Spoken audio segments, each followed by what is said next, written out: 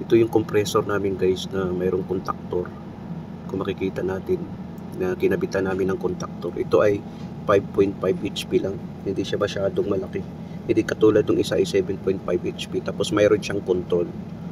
Yan kasi yung contactor niya. Yan yung control niya guys para sa air pressure.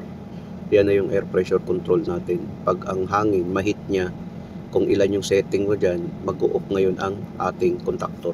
Yan ang trabaho ng ano na yan, ng compressor. Yung isang compressor kasi namin 7.5, yung isa naman 5.5. Ito guys, tinuturo ko para sa mga baguhan. At least meron din kayong alam. Yan kasi yung compressor namin. Bali, dalawang compressor na dyan. Yung in-install namin ngayon ay 5.5 HP.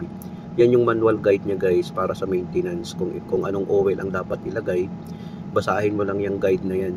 Ang nameplates niya dyan. Nakadikit ang sticker. Diyan natin ikakabit ngayon ang ating power supply ng ating 3-phase compressor. Yan guys, nung nakabit na natin ang power supply, yan na yung forma niya. Bali 380 volts yan plus neutral. Nung inon na namin para i-try, ngayon sabi ko sa assistant ko na una natin ang voltage. Dapat ang voltage guys ay balance. Ito guys, sinasabi ko ito para sa mga baguhan at least meron din kayong idea.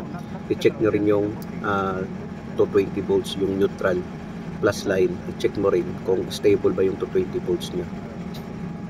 Ganun pag mag-check guys ng ating compressor. Ngayon, stable naman yung voltage niya na 380 volts. Ayan na siya guys.